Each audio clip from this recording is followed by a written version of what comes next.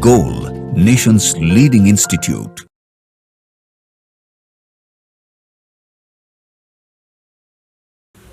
Hello students, I am Manjul Man from Goal Institute.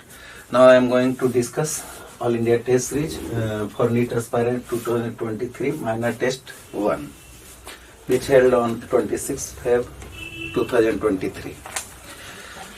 Today I am going to discuss physical chemistry. Okay. तो start करते हैं 51 number question से। देखते हैं 51 number question. 51 number question में कह रहा है कि 4.4 ग्राम, बहुत ही इजी क्वेश्चन है, हमारे ख्याल से आप सबसे जरूर बना होगा। तो ये 4.4 gram of carbon dioxide and 2.24 litre of H2 at STP, इसमें साफ ले रखा है 4.4 gram CO2 means 4.4 upon 44 mole of CO2, अर्थात ये कितना हो जाएगा 0.1 मोल CO2। क्लियर। और 2.24 litre hydrogen at STP means 2.24 upon 22.4 litre at STP 1 mole के बराबर होता है। तो इससे अगर डिवाइड कर दिए तो इतना मोल H2 मीन्स 0.1 मोल H2। क्लियर। तो अब हमें कह रहा है in a container 0.1 mole carbon dioxide लिया गया है और 0.1 मोल हाइड्रोजन गैस लिया गया है किसी कंटेनर में। The total number of molecules present in the container will be, इसीलिए कह रहे थे कि ये इजी है। टोटल नंबर ऑफ मॉलिक्यूल्स निकालने के लिए कह रहा है। तो टोटल नंबर ऑफ मोल्स कितना हो गया, टोटल नंबर ऑफ मोल्स बराबर हो गया 0.1 प्लस 0.1 दैट मीन्स 0.2 मोल। ठीक है। अब 0.2 मोल्स तो नंबर ऑफ पार्टिकल्स या मॉलिक्यूल्स, नंबर ऑफ मॉलिक्यूल्स बराबर कितना हो जाएगा 0.2 cross 6.022 cross 10 to the power 23, तो आ जाएगा 1.2 something cross 10 to the power 23। तो इसमें ऑप्शन नंबर सेकंड करेक्ट है। क्लियर। तो ये option number 2 is right option. Clear. अब हम आते हैं क्वेश्चन नंबर 52। क्वेश्चन नंबर 52 में देखिए असर्शन रीजन से है। Simple distillation can help in separating a mixture of propane 1-ol boiling point 97 degree Celsius and propanone boiling point 56 degree Celsius. इसमें देखिएगा तो करीब करीब 41 डिग्री सेल्सियस का अंतर है। ठीक है। जो कह रहा है कि सिंपल डिस्टिलेशन से, यस हो सकता है। अगर सिंपल डिस्टिलेशन से अगर हम कोई भी दो सब्सटेंस को अगर अलग करना चाहते हैं तो उसके लिए क्या होना चाहिए कि 20 डिग्री सेल्सियस से अबव होना चाहिए। और इसमें सेकंड रीजन में जो स्टेटमेंट दिया है वो भी वैसा ही दिया है कि liquids with difference of more than 20 degree Celsius in their boiling points can be separated by simple distillation. That means assertion and reason both are correct and both explains each other. तो इस तरह से आप देखिएगा कि इसमें option number, अगर 52 की बात करें तो 52 में क्या होगा, ऑप्शन नंबर फर्स्ट करेक्ट होगा। तो अब हम आते हैं 52, देख लिए।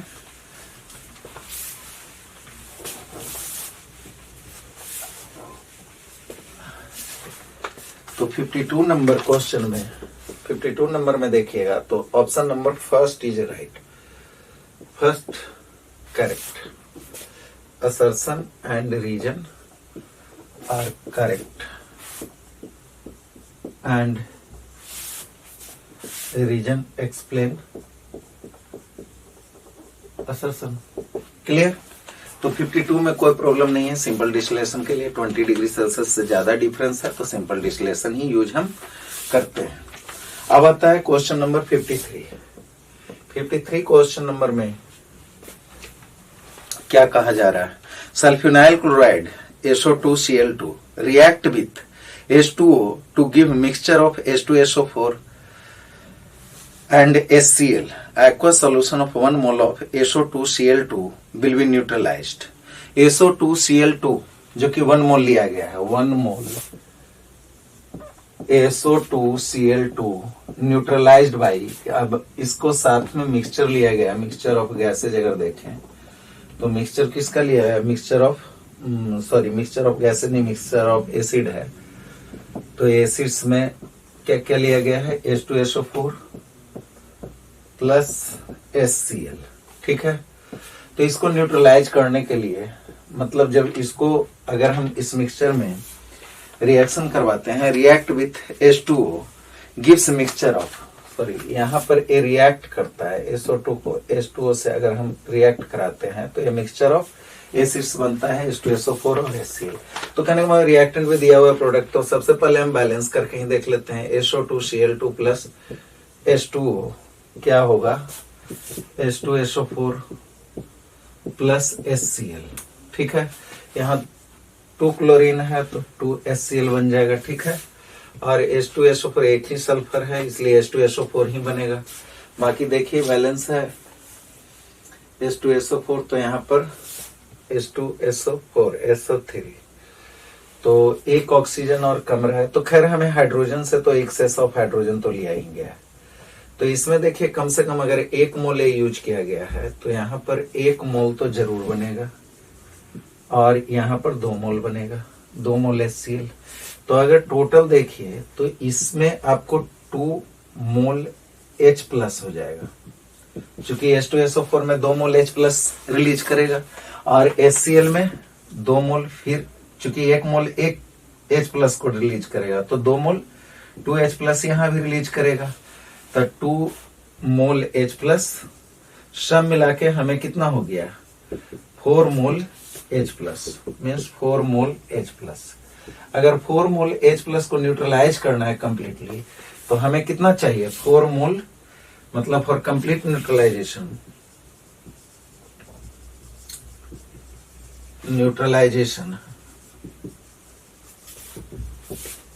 we have require 4 mole OH minus.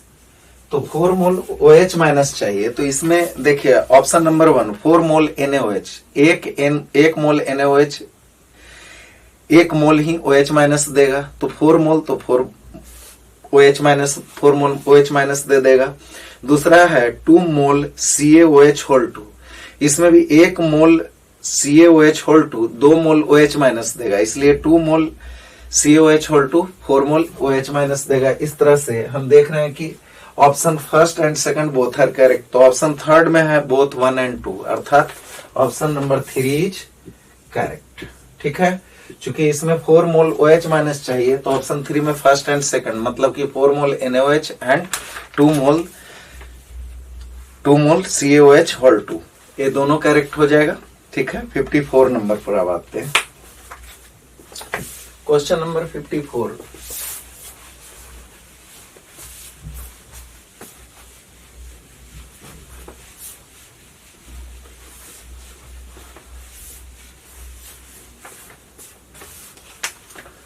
Question number 54 में कह रहा है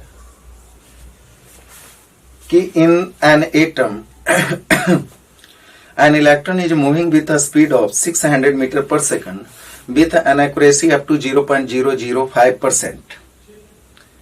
What is the uncertainty in position? तो अनसर्टेनिटी प्रिंसिपल पर आधारित है, delta x Heisenberg uncertainty principle आप सब जानते होंगे। पी एक्स की बात कीजिएगा या delta R delta P into delta P बराबर क्या होता है, H बटा 4 पाई।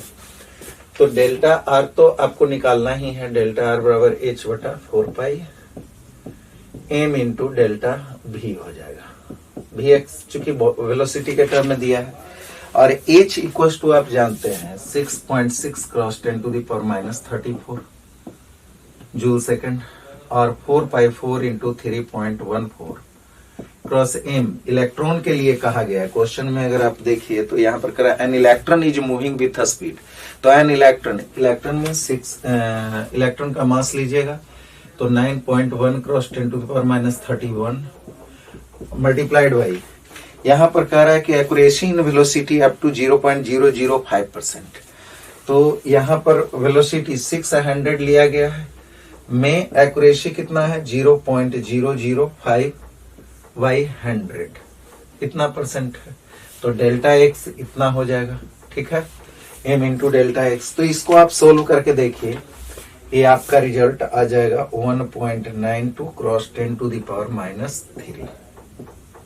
ठीक है, तो 1 मीटर, इतना मीटर में आ जाएगा। आप सोल्व करके देखिए, जरूर आंसर आएगा। ठीक है, अब question number 55। Question number 55 atomic structure से है और बहुत ही इजी क्वेश्चन है। N, l, m and s का वैल्यू देखा गया है। तो आप जानते हैं कि एल का वैल्यू एन से कभी ज्यादा नहीं हो सकता है और एम एल का वैल्यू कभी भी एल से ज्यादा नहीं हो सकता है। बस इतने से क्लियर हो जाएगा। जैसे एन इक्वल्स, इसमें कह रहा है कि consider the following set of quantum number, which of the following set of quantum number not possible, कौन नहीं पॉसिबल है। तो एन का वैल्यू 3, अगर एन, एल, एम एल और एस की बात कर रहा है तो एन अगर 3 है तो एल का वैल्यू 0 से 3 के बीच में, 2 से 0 के बीच में कुछ भी हो सकता है, 0, 1, 2 तक जा सकता है। तो इसमें एल बराबर 0, एम बराबर 0 और एस बराबर plus half, S plus half, तो ये तो हो सकता है। दूसरा ऑप्शन में आइए 2, इसमें 2 बराबर नहीं हो सकता है, एल का वैल्यू बराबर कभी नहीं हो सकता है, इसलिए ए संभव नहीं है। एल का वैल्यू बराबर कभी भी नहीं हो सकता है, एन और एल का वैल्यू। ठीक है, तो इसलिए ऑप्शन नंबर 2 करेक्ट हो जाएगा, मतलब रॉन्ग होगा, लेकिन इस ऑप्शन के अनुसार हमें रॉन्ग को ही चूज करना है। तो उसके अनुसार सेकंड हमारे लिए ऑप्शन में आएगा। और फिर है 4, 3, -2 -हाफ, ये ऐसे हो सकता है। एन एल से, एल एन से कम है और एम एल भी अगर -3 है तो -2 है, इसका मतलब एल बराबर 2 रहेगा, तो -2, -1, 0, 1, 2 सभी हो सकता है और इसमें ये भी हो सकता है, इसका मतलब ये संभव है। फोर्थ नंबर में आइए, तो फोर्थ नंबर में कह रहा है कि 1 है एन का वैल्यू, एल का वैल्यू 0 और ए -1 और ए -8, ए नहीं हो सकता है क्योंकि इसका वैल्यू देखिए और ये वैल्यू देखिए, कभी भी एल से एम एल का वैल्यू ज्यादा नहीं हो सकता। ज्यादा मतलब मैग्नीट्यूड वाइज ज्यादा नहीं हो सकता है। इसमें भी वही हो गया था कि इसमें गलत क्यों हुआ, चूंकि ए वैल्यू और ए वैल्यू आपस में कभी बराबर नहीं हो सकता है। ठीक है, अब 5th नंबर ऑप्शन में देखिए, तो यहाँ पर 3 है, एन के वैल्यू 3 है और एल का वैल्यू 2 है और इसका वैल्यू 3 है और प्लस हाफ। तो यहाँ पर इन दोनों को गौर कीजिए, तो एम एल का वैल्यू एल से कभी भी ज्यादा नहीं हो सकता, इसलिए ये भी ऑप्शन गलत है। तो यहाँ पर सेकंड हो गया, फिर 4th हो गया और फिर 5, सेकंड, 4th, 5, सेकंड, 4, 5। तो यहाँ पर option number 2 is correct, option number 2 is correct option. Clear, तो ये क्वेश्चन ठीक था, एन एल और एम एल का वैल्यू देखना था, एम एल और एस का वैल्यू देखना था। ठीक है, अब है क्वेश्चन नंबर 56। तो क्वेश्चन नंबर 56 सॉलिड स्टेट से रिलेटेड क्वेश्चन है, जो आप सबसे बन जाना चाहिए और बनाए भी होंगे, बन जाना चाहिए क्या, बनाए भी होंगे, लेकिन सबसे इम्पोर्टेंस ये रखता है कि आप क्वेश्चन कितना क्विकली बनाते हैं। तो इसमें देखिए, आप एन निकालने की जरूरत नहीं है, एन हम डायरेक्ट फॉर्मूला में देख सकते हैं। जैसे 56 नंबर क्वेश्चन जो है वो क्या कह रहा है कि डेंसिटी ऑफ गैस, नहीं 56 नंबर उससे नहीं है, सॉलिड स्टेट से नहीं है ये। अभी देखिए, density of gas is twice that of V, molecular mass A is half of molecular mass of V, then ratio partial pressure. ये गैस लॉ से सिंपल क्वेश्चन है। देखिए, PV इक्वल्स टू nRT आप जानते हैं, अर्थात W by molar mass RT। Clear, तो इसलिए आप लिख सकते हैं P equals to W by V RT by M, अर्थात ये क्या हो गया, DRT D by M into RT P। Clear, तो यहाँ पर पार्शियल प्रेशर का रेशियो दिया, R और T का चर्चा नहीं किया, तो इसको हम कांस्टेंट के रूप में ले सकते हैं। अर्थात हम इसको कह सकते हैं P1 बाई P2 बराबर D1 by D2 into M2 by M1। Clear. तो यहां पर क्वेश्चन में कह रहा है कि density of A is twice that of B. तो अगर हम 1m को मानते हैं, 1 फॉर ए और 2 फॉर बी, तो यहां पर density of A is twice that of B. तो अर्थात 2d1 2d2 by d1, d2 लिख सकते हैं, गुने m2 के लिए आप क्या लिख सकते हैं, and half the molecular mass of B. तो half of molecular mass of B, तो m2 बाई 2, अर्थात ये कट जाएगा और ये भी कट जाएगा, यहाँ 2 ऊपर चला जाएगा तो 4 आ जाएगा। तो हमारे पास इसलिए P1 बाई P2 जो पार्शियल प्रेशर दोनों का है वो किस रेशियो में है, 4:1 का रेशियो। तो 4:1 का ratio option number 3 is correct, third option आ जाएगा। क्लियर। अब है 57 नंबर। 57 नंबर में कहा जा रहा है कि for the reaction equilibrium N2O4 gaseous state में है, ए बना रहा है 2NO2 gaseous state. Concentration of N2O4 equals to 4.8 cross 10⁻², mole per litre, and concentration of NO2 equals to 1.2 cross 10⁻³ mole per litre. Clear. तो अब हमें कह रहा है कि respectively then the value of Kc for the reaction. Kc निकालना है तो Kc में concentration of product upon concentration of reactant. तो ये क्वेश्चन बहुत ही इजी है, हमारे ख्याल से आप सब जरूर बनाए होंगे और बना भी होगा, सबसे सही बना होगा। देखिए, आप जानते हैं कि Kc बराबर भाग पूछा है, तो Kc बराबर क्या होता है, प्रोडक्ट का कंसंट्रेशन। प्रोडक्ट यहाँ पर क्या है, NO2 का होल स्क्वायर, चूंकि कोफिशिएंट 2 है तो NO2 का होल स्क्वायर अपॉन N2O4। ठीक है। तो इसमें आ जाएगा NO2 1.2 क्रॉस 10⁻³ अपॉन 4.8 क्रॉस 10⁻², इसका होल स्क्वायर हो जाएगा।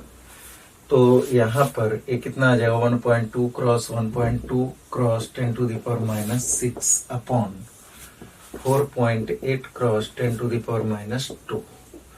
तो ये हो जाएगा 10⁻⁴, और यहाँ 4 से कट जाएगा और ये 0.3 हो जाएगा। तो बराबर आ जाएगा 3 क्रॉस 10⁻⁵। ठीक है। तो 3 क्रॉस 10⁻⁵ मोल पर लीटर। ऑप्शन नंबर से 3.1 दिया हुआ है, लेकिन 3.1 नहीं 3.0 होना चाहिए। खैर कोई बात नहीं, ऑप्शन तो नियरली है ही, तो थर्ड इज राइट आंसर। ठीक है। अब आइए 58 नंबर। 58 नंबर क्वेश्चन कह रहा है कि pKb for cyanide minus CN minus at 25 degree Celsius is 4.7। pKb कह रहा है 4.7। ठीक है।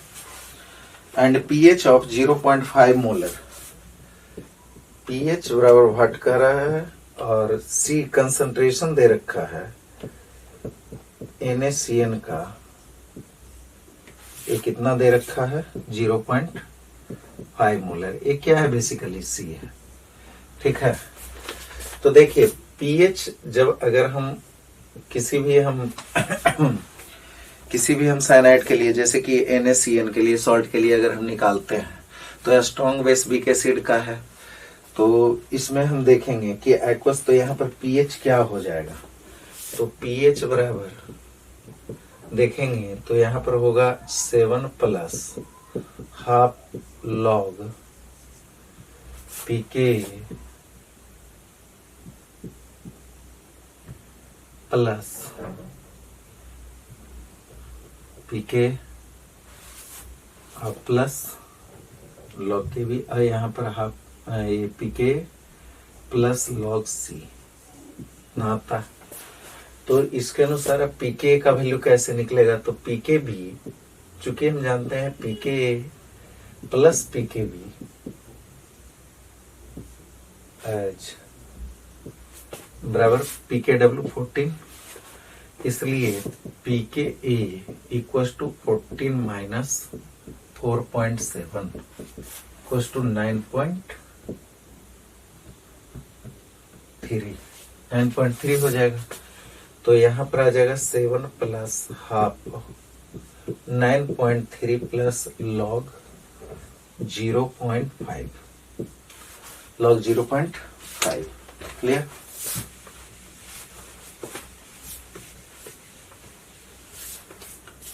ठीक है। तो ये log 0.5 का अगर मान निकालना चाहते हैं तो log 0.5 का मतलब क्या हुआ, log 5 अपॉन 10 बराबर log 5 माइनस log 10, और log 5 का मान लगभग 0.7 लेते हैं माइनस 1, तो माइनस 0.3 आ जाएगा। तो उसके अनुसार यहाँ पर पुट कर देंगे 7 प्लस हाफ 9.3 माइनस 0.3, तो ये कितना आ जाएगा 7 प्लस हाफ 9, अब ये 9 4.5, तो ये 11.5 आ जाएगा। तो pH इक्वल टू 11.5। क्लियर? तो pH इक्वल टू 11.5, तो यहाँ पर है 11.7। नियरली आप मानकर चलिए कि ये थर्ड ऑप्शन करेक्ट है। ठीक है।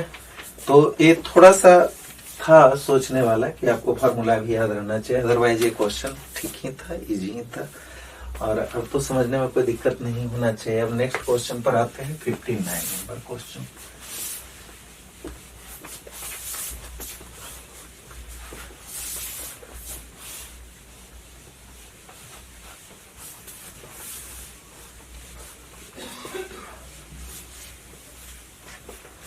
तो 59 नंबर क्वेश्चन में देखते हैं, कह रहा है कि pKb value of NH3 is 5 and calculate the pH of the buffer solution. तो ये बफर सॉल्यूशन है,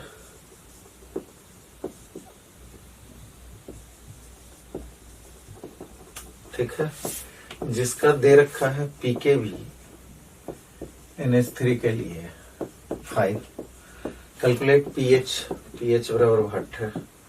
ठीक है। 1 लीटर ऑफ विच कंटेन्स 0.1 मोल, कितना है 0.1 molar NH4Cl and 0.1 molar NH4OH। Clear?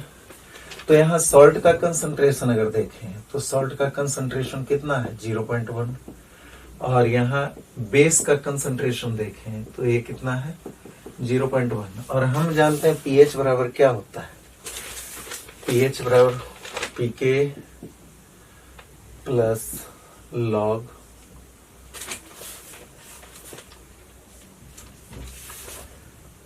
Log salt by base.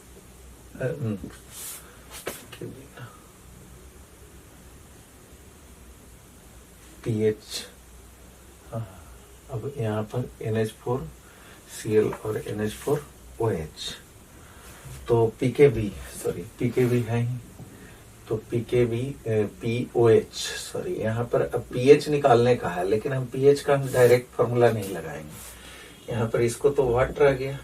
अब यहाँ पर अगर हम देखते हैं तो POH बराबर होता है PKB, क्या कि यहाँ बेस है तो PKB होना चाहिए। ठीक है।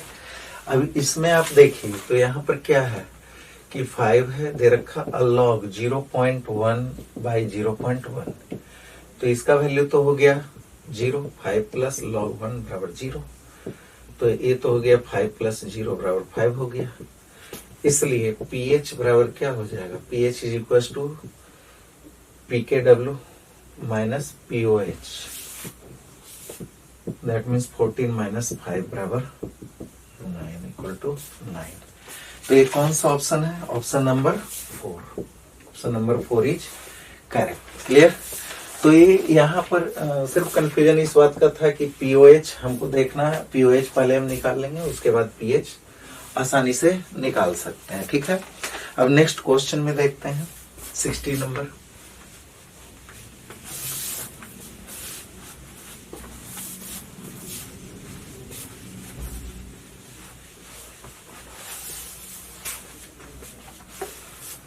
क्वेश्चन नंबर 60 है, वो क्या कह रहा है? 60 में कह रहा है which of the following mixture in aqua solution of equimolar concentration acts as a buffer solution. इसमें से कौन है जो बफर सॉल्यूशन जैसा एक्ट करेगा? जैसे HNO3 एंड NaOH नहीं करेगा बफर जैसा, क्योंकि दोनों स्ट्रॉन्ग एसिड स्ट्रॉन्ग बेस है। ठीक है, अब फिर कह रहा है कि H2SO4 एंड KOH, ये दोनों भी स्ट्रॉन्ग एसिड और स्ट्रॉन्ग बेस का सॉल्यूशन है, यह भी नहीं करेगा। बफर के लिए क्या होता है? वीक एसिड या वीक बेस लेते हैं, उसका कोरस्पॉन्डिंग सॉल्ट लेते हैं। तो अगला ऑप्शन है NH4OH excess and HCl। Yes, this one is right answer, क्योंकि NH4OH एक्सेस में लिया गया है। NH4OH ए एक्सेस है और HCl। ठीक है, तो यहां पर NH4Cl बना देगा। जितना HCl है, जितना अमाउंट NH4Cl बनाएगा, जितना अमाउंट HCl है उसके अकॉर्डिंग ये क्या होगा? NH4OH है जो NH4Cl बना देगा। और दूसरा, इसमें NH4OH ऑलरेडी प्रेजेंट भी रहेगा, अर्थात जो सॉल्यूशन बनेगा वो NH4OH प्लस NH4Cl रहेगा। तो ये just like act as a buffer. तो यहाँ पर option number 3 is correct. 4 option में देखिए तो यहाँ पर NaOH ए भी बन सकता था बफर, लेकिन CH3COOH एक्सेस में होता तब, क्योंकि यहाँ पर NaOH एक्सेस में है तो ये बेसिक सोल्यूशन हो जाएगा। तो option number 4 is also wrong. तो third option is correct for 60। ठीक है, अब 61 नंबर क्वेश्चन में हम देखते हैं। 61 नंबर क्वेश्चन में कह रहा है solubility product of a sparingly soluble salt AX2। AX2 का सॉलिटी प्रोडक्ट दे रखा है KSP। AX2 equals to 3.2 cross 10 to the power -11। ठीक है, तो सॉलिटी इन मोल पर लीटर, सॉलिटी हमको S इक्वल्स टू व्हाट? ठीक है, मोल पर लीटर में। ठीक है, मोल पर लीटर में ही निकालेंगे। तो KSP निकालने के लिए एक ही चीज है कि AX2 है तो ये ब्रेक करता है A2 plus plus 2x minus. Clear? अगर सॉलिटी S मानते हैं तो यहाँ पर क्या हो जाएगा? S और यहाँ 2s। ठीक है, तो KSP बराबर क्या हो जाएगा? S मल्टीप्लाइड बाई 2s का होल स्क्वायर, चूंकि कोफिशिएंट 2 है इसलिए 2s का होल स्क्वायर बराबर 4SQ हो जाएगा। चूंकि ये 2 2 जा 4 और s स्क्वायर इंटू SQ, इसलिए S equals to KSP by 4 के पावर 1/3। अर्थात हम लिख सकते हैं KSP का मान कितना दे रखा है? 3.2 cross 10 to the power -11 upon 4 के पावर 1/3। तो इसको अगर हम हटाते हैं तो यहाँ पर 10 हम लिखते हैं और ये 8 से कट जाएगा, ये ऊपर चला जाएगा तो यहाँ पर 2 क्रॉस 2 के पावर 3 हम लिख सकते हैं और 10 टू द पावर 12 हो जाएगा के पावर 1/3, अर्थात कितना आएगा? 2 cross 10 to the power 4 -4। Option number 3 is correct. Third option is correct option. Clear? तो आप देख सकते हैं कि इसमें बहुत ज्यादा टफ नहीं था, KSP दे रखा था तो सॉलिटी प्रोडक्ट, ऐसा क्वेश्चन नीट में आता भी है, उसे बन जाना चाहिए। इसमें कुछ नहीं करना होता, डिसोसिएशन कीजिए, फिर S 2s तो S 2s का होल स्क्वायर, उसके अनुसार आपके पास आ जाएगा 4SQ और 4SQ तो KSP का मान दे रखा है तो S equals to KSP by 4 का पावर 1/3 और इसके आधार पर सोल्व करने के बाद 2 cross 10 to the power -4 mole per litre आ जाएगा। ठीक है, अब है क्वेश्चन नंबर 62।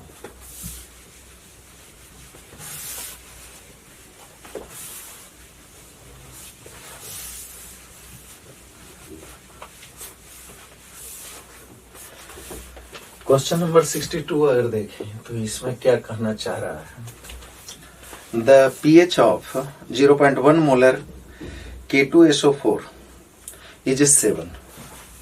pH दे रखा है K2SO4 का, ये तो स्ट्रॉन्ग एसिड बेस का सॉल्ट है, इक्वल टू 7, तो इसका pH तो 7। अच्छा ठीक है। This solution is diluted to 10 times. अब ये 10 टाइम्स किया जाए चाहे 100 टाइम्स किया जाए, इसके पीएच में कोई फर्क नहीं पड़ेगा, क्योंकि स्ट्रॉन्ग एसिड स्ट्रॉन्ग बेस का सॉल्ट है। इसलिए इसका 10 टाइम भी किया गया तो पीएच क्या रह जाएगा, सेम ही रह जाएगा, तो पीएच में कोई अंतर नहीं आएगा। तो option number first is correct. 7 था तो 7 ही रहेगा, न्यूट्रल कंडीशन को मेंटेन करेगा। ठीक है, तो option number first, pH finally after dilution is also remains same. अब कह रहा है कि 63 नंबर क्वेश्चन में है, the number of atoms in 50 gram of an FCC crystal with density D equals to 10 gram per centimeter cube and cell age is 200 picometer is equals to, तो number of atoms n equals to what, number of atoms। ठीक है, और एक कह रखा है कि m बराबर 50 ग्राम FCC means Z बराबर 4, Z equals to 4। इस डेंसिटी D दे रखा है, इसका D equals to 10 gram per centimetre cube, clear. और सेल एज A बराबर दे रखा है, A इक्वल्स टू 200 पिकोमीटर, तो इसको हम लिख सकते हैं 200 cross 10 to the power minus 12 metre equals to 200, चूंकि सेंटीमीटर में है तो हम सेंटीमीटर में ही इसको देख लें, 10 टू द पावर माइनस 12 गुने 100 सेंटीमीटर, तो ये आ जाएगा 2 cross 10 to the power minus 8 centimetre, clear. अब इसके अनुसार अगर देखा जाए तो हम जानते हैं कि D बराबर होता है Z इंटू M बटा, ऐसे तो हम कैपिटल M मोलर मास लेते हैं, Na इंटू AQ, ये फॉर्मूला यूज करते हैं। लेकिन चूंकि यहाँ पर Na के इक्वल नहीं होगा नहीं होगा, ये हम नहीं कर सकते, और इसका मोलर मास भी है, ऐसा कुछ कह के दिया नहीं है, इसलिए हम डायरेक्ट हम m को स्मॉल m कन्वर्ट कर सकते हैं, इसके इक्वल टू हम लिख सकते हैं Z into small m upon n into AQ। ठीक है, इसलिए n इक्वल टू क्या हो जाएगा, ZM upon D into AQ। तो Z FCC है तो यहाँ पर 4 है, multiplied by m 50 gram upon density हमें दे रखा है 10 ग्राम पर सीसी, ग्राम ग्राम चलेगा भी, यहाँ पर ग्राम ही है, यहाँ पर भी ग्राम ही है, और यहाँ पर सेंटीमीटर में हम बदल ही रखे हैं। तो यहाँ पर AQ में हम हमारे पास क्या हो जाएगा, 2 के power Q 8 cross 10 to the power minus 24, clear. अब इसको आप सोल्व कर सकते हैं, 20 और 8 तो 2.5 क्रॉस 10 टू दी पावर 24, इतना आ जाएगा। तो 2.5 cross 10 to the power 24, option number 4 is correct option, clear. तो इसमें आपने देखा कि आप कभी भी ये फॉर्मूला तो होता है, सही है कि यहाँ पर मोलर मास होता है, लेकिन अगर अदर मास दिया है तो Na की जगह हम डायरेक्ट n ले सकते हैं और उसके आधार पर हम एक लाइन में इसको सॉल्व कर सकते हैं। तो बहुत ज्यादा ये टफ क्वेश्चन नहीं था, आप सबसे बना भी होगा। अब यहाँ देखिए 64 नंबर क्वेश्चन। 64 नंबर क्वेश्चन में करा है, which of the following defect decreases the density, density किस में डिक्रीज करता है। तो फ्रेंकल डिफेक्ट और स्कॉट की डिफेक्ट तो आप जानते ही हैं, तो स्कॉट की डिफेक्ट आएगा। फ्रेंकल डिफेक्ट में डेंसिटी में कोई परिवर्तन नहीं आता है, क्योंकि वहीं से उठकर वहीं पर मतलब मास में कोई डिक्रीमेंट नहीं आती है, ना वॉल्यूम में डिक्रीमेंट आती है, क्योंकि वहां पर इंटरस्टिशियल साइड पर ऑक्युपाई कर जाता है। तो स्कॉट की डिफेक्ट होगा। और दूसरा वैकेंसी डिफेक्ट, वैकेंसी डिफेक्ट में ऑलरेडी एटम्स होते हैं जो अपने पोजीशन से हट जाते हैं, अपने पोजीशन से गायब हो जाते हैं, मतलब उसे निकाल दिया जाता है, तो वहां पर वैकेंसी क्रिएट होता है। इसलिए वैकेंसी में वॉल्यूम तो सेम रह जाएगा लेकिन मास घट जाएगा, तो इसके आधार पर डेंसिटी में दोनों में डिक्रीमेंट आएगी। इस आधार से ऑप्शन नंबर 4 इज करेक्ट। तो 64 नंबर का option 4 is correct, both 2 and 3 मतलब vacancy defect and Schottky defect. Clear. अब आता है सेक्शन बी, फिजिकल केमिस्ट्री का सेक्शन बी। अगर देखिए क्वेश्चन नंबर 86, सेक्शन ए ठीक था, अच्छा लगा होगा।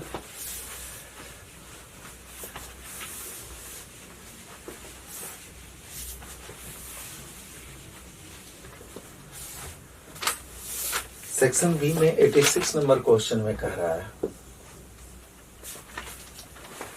कि if 42 gram of an unknown gas X occupied a volume of 125 liter or at 0.3 bar pressure and 300 Kelvin temperature, then gas X could be। अच्छा, तो यहाँ पर स्मॉल w दे रखा है 42 ग्राम, ठीक है, जो कि मास है अननोन गैस एक्स का। एक्स कोई गैस है, ठीक है। अब यहाँ पर volume occupied V equals to 125 litre, pressure दे रखा है 0.3 बार, इसको एटमॉस्फेयर भी कह सकते हैं, बार प्रेशर, एंड टेम्परेचर दे रखा है 300 केल्विन। क्लियर। तो करा देन गैस एक्स, तो एक्स गैस क्या है इसके बारे में पूछना चाह रहा है। तो अब देखिए इसका मोलर मास अगर निकाल लेते हैं तो ऑप्शन में nitrogen, carbon dioxide, carbon monoxide ये सब दिया है, तो इसका मोलर मास निकाल लीजिए, जिसका मोलर मास मैच कर जाएगा वही ऑप्शन करेक्ट हो जाएगा।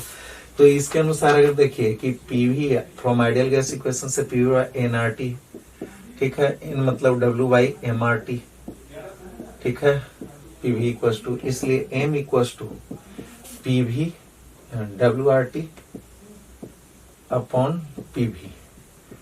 तो W यहाँ पर कितना दे रखा है, स्मॉल w दे रखा है 42 cross R 0.082, 1 cross T 300 upon P pressure 0.3 multiplied by 125।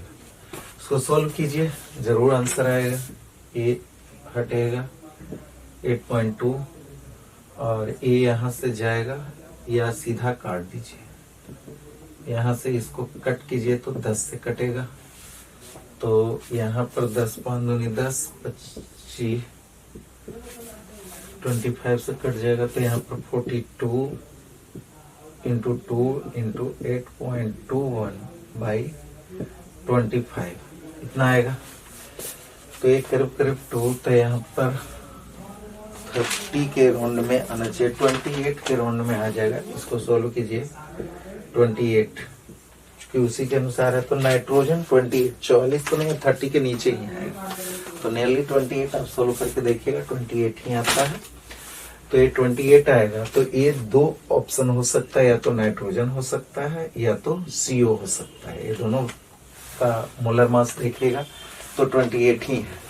तो इस आधार से ये ऑप्शन 4 नंबर इज करेक्ट। 4 में क्या है, बोथ 1 and 3, तो both 1 and 3 nitrogen and carbon monoxide. तो इस तरह से आप कह सकते हैं कि क्वेश्चन बहुत टफ नहीं था, सिर्फ मोलर मास निकालने का रहा था। ठीक है, ठीक है। अब नेक्स्ट क्वेश्चन में आते हैं 87 नंबर क्वेश्चन। 87 नंबर क्वेश्चन में क्या कहना चाह रहा है, 87 नंबर कह रहा है कि when the pressure of 5 litre of nitrogen is doubled and its temperature is raised to 300 to 600 Kelvin, the final volume of the gas would be। ये भी है जो कि आपका क्वेश्चन गैस लॉ से आधारित है। तो यहाँ पर when pressure of 5 लीटर, अगर यहाँ पर P1 की बात करें तो P हम मान लेते हैं, और V1 अगर देखें तो 5 लीटर, ठीक है, doubled to its temperature is doubled, pressure of 5 litre of N2 is doubled। तो प्रेशर मतलब P2 फाइनली जो प्रेशर है वो डबल्ड हो गया। ठीक है, वॉल्यूम तो एक ही बार दे रखा है कि 5 लीटर है, तो doubled and its temperature is raise to 300 to 600। T1 अगर बात करें तो 300 केल्विन दे रखा है, और T2 को कह रखा है 600 केल्विन। ठीक है, लेकिन वॉल्यूम का दोबारा चर्चा नहीं किया है। तो यहाँ पर कह रहा है कि final volume V2 equals to what. तो इक्वेशन ऑफ स्टेट से जानते हैं P1 V1 by T1, equals to P2 V2 by T2। ठीक है, तो यहां पर अगर आप देखिएगा तो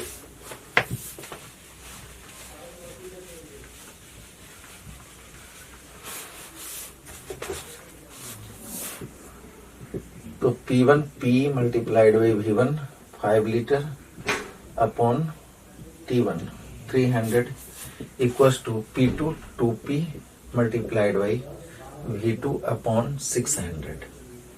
तो इसलिए V2 equals to P cross 5 cross 600 by 2P cross 300। 2 से कट जाएगा और कुछ P से P कैंसिल हो जाएगा, 2 से 2 कैंसिल हो जाएगा, तो 5 लीटर ही रह जाएगा। तो V2 बराबर ऑल्सो 5 लीटर। तो यहाँ पर option second number is correct. तो ऑप्शन 2 इज करेक्ट। 5 लीटर ही वॉल्यूम, मतलब फाइनल वॉल्यूम भी 5 लीटर ही रहेगा। ठीक है, अब है क्वेश्चन नंबर 88। ठीक है, तो क्वेश्चन नंबर 88 में हम चलते हैं। 88 नंबर क्वेश्चन कह रहा है, 88 नंबर क्वेश्चन में कहना चाह रहा है कि N2 प्लस 3H2 ये बना रहा है 2NH3।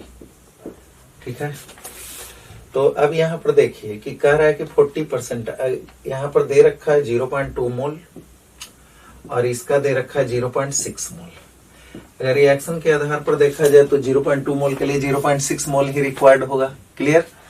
तो लेकिन अब अगर इनिशियल मोल यहाँ पर VF बाई VI निकालने का है, final volume by initial volume का रेशियो व्हाट, तो V is proportional to N होता है, इसलिए VF by VI equal to NF upon NI भी हम बोल सकते हैं।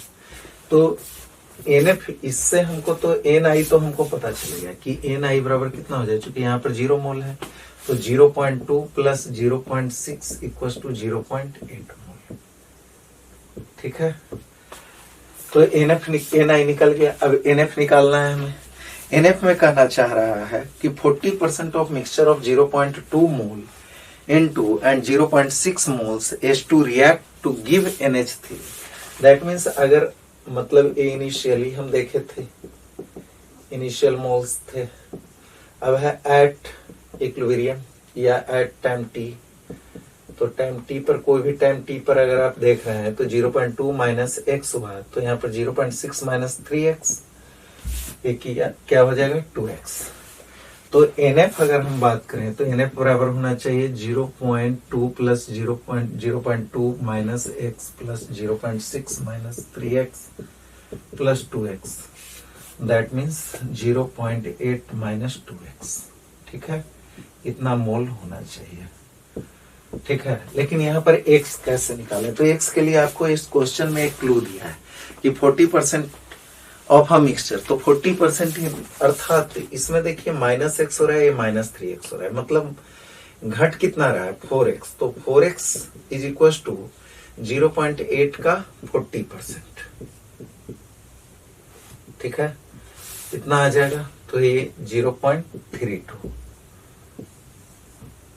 इसलिए x इक्वल टू 0.32 अपॉन 4, तो 0.08 इतना आ जाएगा। अब x बराबर इतना आ गया, तो यहाँ पर कितना हो जाएगा 0.8 minus 2 into 0.08 moles equal to 0.8 minus 0.16 moles. अब इतना इक्वल टू 0.64 मोल्स बचेगा। इसलिए NF अपॉन NI की बात कीजिएगा तो NF upon NI equal to, NF आपके पास बचा 0.64 मोल अपॉन 0.8 मोल, तो 0.8 से कैंसिल हो जाएगा, इसलिए क्या आंसर आ जाएगा 0.8। अब 0.8 को चूंकि फ्रैक्शन में दिया है तो यहाँ पर ऐसे कर दें, फ्रैक्शन दशमलव को हटाएंगे तो यहाँ 4 और ये 5, तो क्या आंसर आ जाएगा 4/5। 4/5 या 4/5। तो रेशियो आ जाएगा 4/5, इसको लिखा गया है 4:5। तो option number first is correct. Clear, option first is correct. तो ये क्वेश्चन में ऐसे विशेष नहीं था ये, लेकिन हाँ ठीक अच्छा क्वेश्चन था कि इसमें आपको थोड़ा सा घुमाने का कोशिश किया गया था कि इसको परसेंटेज से कहा गया था कि इतना परसेंटेज मिक्सचर है जो कि रिएक्ट कर रहा है, तो रिएक्ट कर रहा है उसी को घटाना था, x और 3x को। ठीक है, चूंकि रिएक्शन में टोटल जो डिक्रीमेंट हुई वो x माइनस 3x तो माइनस 4x, तो 4x के आधार पर देखिए कितना परसेंट, 40%। और इस क्वेश्चन में विशेष नहीं था। अब है नेक्स्ट क्वेश्चन, क्वेश्चन नंबर 89।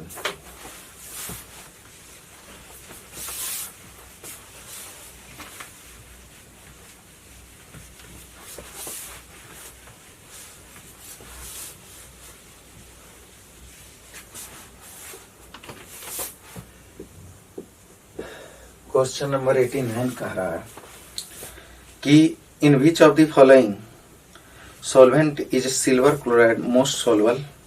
तो कह रहा है कि in which of the following solvent is silver chloride most soluble. तो मोस्ट सॉल्युबल किस में होगा, 0.1 मोल पर डेसीमीटर क्यूब AgNO3 में।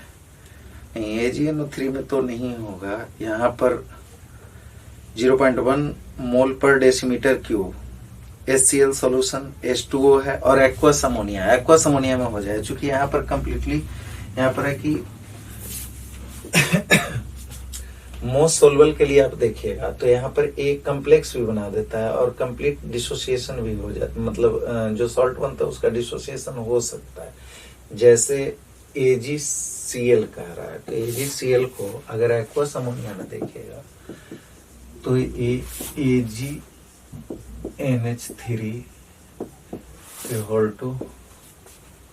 प्लस Cl माइनस ऐसे करके बनाता है। तो इसके आधार पर अगर देखिएगा तो ये कम्प्लीटली सॉल्युबल होने का कंडीशन आ जाएगा, चूंकि स्ट्रॉन्ग एसिड बेस बना दे, मतलब स्ट्रॉन्ग सॉल्ट है, स्ट्रॉन्ग मतलब कि यहाँ पर ये आयन कम्प्लीटली एक आयन में टूट जाएगा और यहाँ पर ये कंप्लीट आयन में टूट जाएगा। तो इस तरह से मोस्ट सॉल्युबल ऑप्शन नंबर इसमें आएगा, option number 4 is correct in aqueous ammonia. बाकी समय ऐसा नहीं होगा, कुछ में कॉमन आयन इफेक्ट आ जाएगा तो उसमें सॉलिडिटी घट जाएगी।